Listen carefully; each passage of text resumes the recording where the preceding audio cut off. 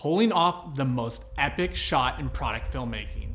I'm sure you're all very familiar with our 360 rotational shot, where these production companies build these crazy apparatuses that circle around a product, giving this amazing rotational effect. I was first shown this by the king of slow-mo, Chris TV, where he built a rig for one of his productions.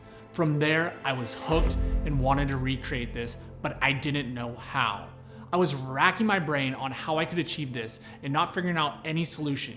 Day after day, I would come up with new concepts, but they would all fail. And I definitely couldn't build anything like these production companies because I'm not that smart and I'm not an engineer. Failing, readjusting, crying, attempting, failing, and then one day in the shower, it came to me.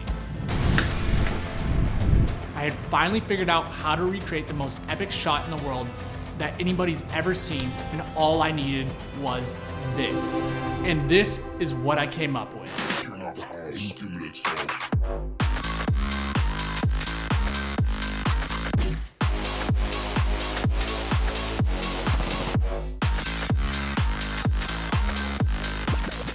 So I'm super excited because I've recently launched my product video course, which is jam-packed with a lot of information that will help take your product videos to the next level. Have you ever shot a product but hate the lighting, or the product is damaged and you want it to look better and want to fix it in post? I can show you how. Want to take a picture and learn how to animate it in After Effects to use it for a sweet transition? I can show you how. Want to create a custom backdrop for videos to make them really stand out? I can show you how. Don't miss out on my course. If you want to make a career in product filmmaking or just up-level your skills, the link to join my course is in the bio below. Okay, so it's not entirely true. You'll need more than just a bolt, but I figured out a way to recreate this with a common filmmaking tool, a C-stand, and a little bit of JB Weld and a bolt. This is it. This is my 360 camera rig. Isn't it beautiful? Okay, so realistically, it's nothing more than a C-stand, but all we did was take the bolt and glue it to the top of this right here. So if I took this gobo head off, just like so, just the bolt right here. Because what happens is this base is gonna be stationary, and it's just this gobo head with the gobo arm that's gonna rotate with the camera attached to it. So slide that back on like that. So we're just gonna be spinning like this. And you can see this spins and this doesn't. And so we're gonna put a plate on here that I actually had a friend 3D print, which you don't need. You can use pretty much anything. You can use a baby pin to plate adapter, and you can attach that onto here, and that actually would work probably better than using this. I just instinctively just grabbed a bolt and was like, heck yeah, let's glue this on. So it's on there now. And we're gonna stick this arm in, we're gonna set up our lights, and we're gonna get this, and it's gonna look super cool, hopefully. I don't know. This concept was actually implemented for one of my recent videos for a client, Sneak Energy.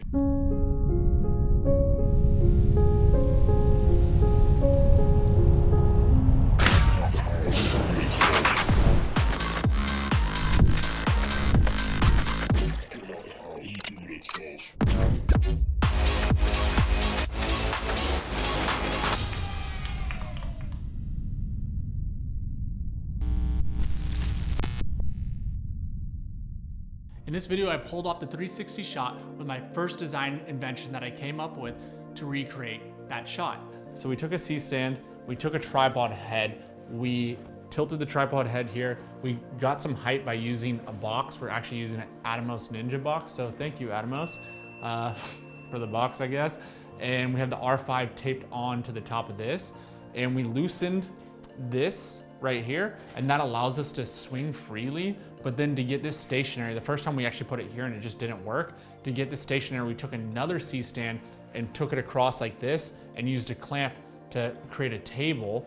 And that allows us to spin perfectly around right like this, and rotating the camera around in 180 degrees, then flipping the product and reshooting it again, stitching it together in post, mimicking the 360 degree shot. Even though it looked cool, I knew I could do better and truly recreate the 360 degree shot.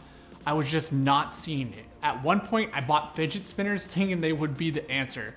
This quest for the perfect build drove me insane, trying to recreate this rig, but simplified. All I needed was this bolt, to pull it off. This is it, and it's gonna work, and I'm so excited right now. So typically I wouldn't have this heavy of a camera on here, but we wanna get in some super slow-mo, and it works, so that's a good thing. So we got the Ursa Pro on the tripod head that's screwed into the C-stand. This is the gobo arm, gobo head, super glue onto a bolt that's just on my metal plate. We have our product right here in the center. On the other side, we have a counterbalance. So we took one of the sandbag sides out. So it's just gonna counterbalance this. Then we have a crap ton of sandbags down there to hold it. And then back here, we have 4 nanolights that we're gonna turn on. That's gonna be our color. So boom. And then we have 1 top light. And all we're gonna do is, I'm gonna turn those on and we're gonna run around in a circle like this.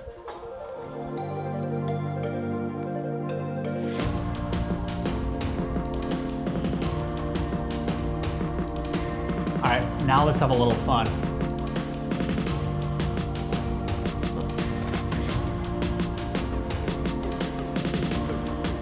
Now let's dive in to the rest of the Sneak Energy video. One of my favorite shots that I came up with besides that was creating this explosion effect.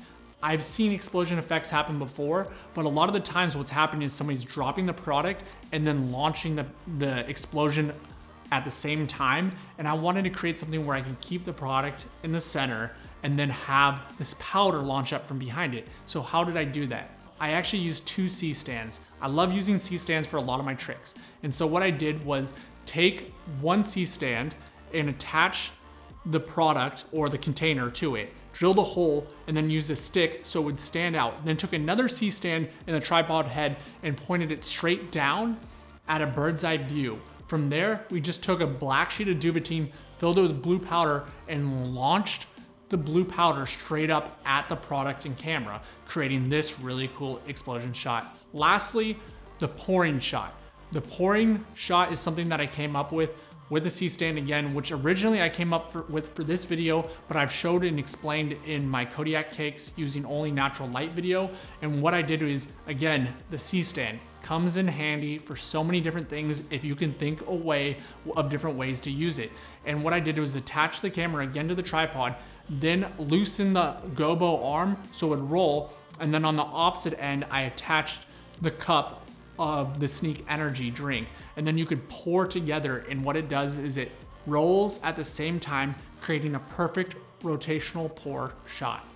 And that's it, guys. I hope you guys enjoyed this tutorial. I had a lot of fun creating it, remaking it, struggling, dying, whatever you want to call it.